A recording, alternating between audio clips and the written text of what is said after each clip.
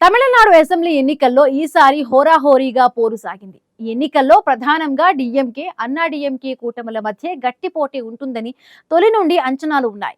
అదే సమయంలో Vijay TVK party ఈసారి కింగ్ మేకర్ కానుందని అభిప్రాయాలు వినిపించాయి. ఇప్పుడు కూడా అలాంటి అభిప్రాయాలే వినిపిస్తున్న నేపథ్యంలో టీవీకే ఈసారి కింగ్ మేకర్ కానుందా అన్న దాని గురించి రాజకీయ వర్గాల్లో జోరుగా చర్చ జరుగుతోంది.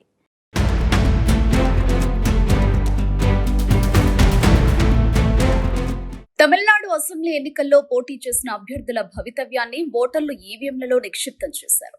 అయితే తమిళనాడులో డీఎంకే, అన్నాడీఎంకే కూటముల మధ్యనే ప్రధాన పోటీ ఉంటుందని, ఆ తర్వాత స్థానం టీవీకేదేనని తొలి నుంచి అంచనాలున్నాయి.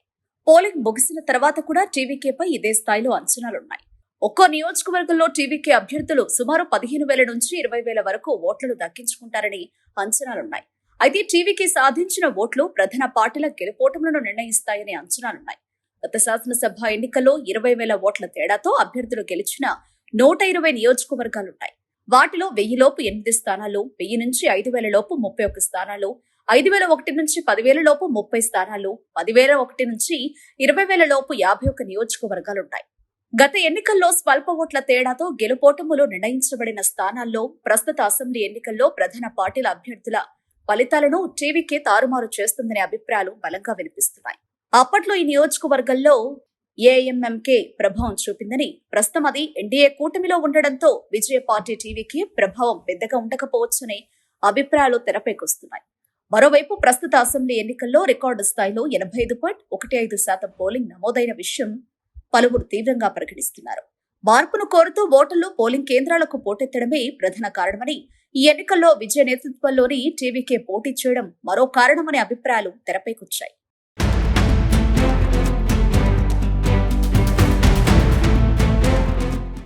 డీఎంకే అధినేత స్టాలిన్ చెన్నై సహా పొరుగు జిల్లాల డీఎంకే అభ్యర్థులతో సమీక్ష నిర్వహించారు.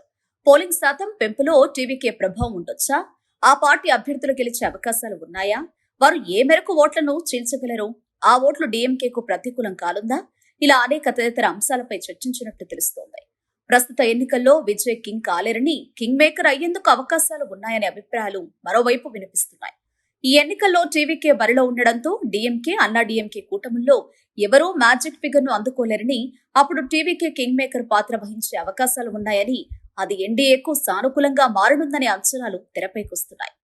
అసెంబ్లీ ఎన్నికల్లో టీవీకే ప్రభావం, ఓట్లు, సీట్ల అంశాలపై పార్టీ కీలక నేతలతో విజయ్ సమాలోచనలు నిర్వహించారు. పోలింగ్ శాతం, టీవీకేకు అనుకూలమైన అంశాలు, సవాళ్ల గురించి అడిగి తెలుసుకున్నారు. ప్రజలు మార్పును కోరుకోవడం వల్లనే రికార్డు స్థాయిలో పోలింగ్ జరిగిందనే అభిప్రాయాన్ని విజయ్ వ్యక్తం చేసినట్టు తెలుస్తోంది. అదే పార్టీ విజయానికి నాందిగా విజయ్ నమ్ముతున్నట్లు తెలుస్తోంది. అంతేకాదు, తమ పార్టీ విజయంపై ధీమాగా ఉన్న విజయ్ మంత్రివర్గం ప్రాతిపదిక జాబితాను సిద్ధం చేశారనే వార్తలు వినిపిస్తున్నాయి. టీవీకి నిర్వాహకులు మరో అడుగు ముందుకేసి ఏకంగా తమ పార్టీ అభ్యర్థులు భారీ మెజారిటీతో గెలిచినట్లు పోస్టులు వేసుకుంటున్నారు. పెరంబూల్లో విజయ్ 70,000, తిరుపూరులలో విజయరాజ్ 30,000 ఆధిక్యతతో గెలిచినట్లు సామాజిక మాధ్యమాల్లో పోస్టర్లు వైరల్ చేస్తూ ఓటర్లకు కృతజ్ఞతలు చెప్పడం, దీని గురించి ఇప్పుడు పెద్ద ఎత్తున చర్చ జరుగుతోంది.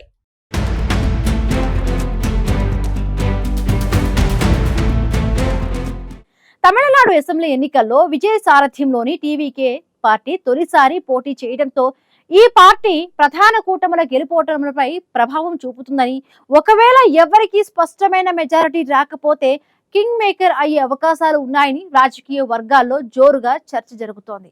అయితే టీవీకే నిజంగానే కింగ్ మేకర్ అవుతుందా లేదా అనేది తెలియాలంటే ఎన్నికల ఫలితాల వరకు వేచి చూడాల్సిందే.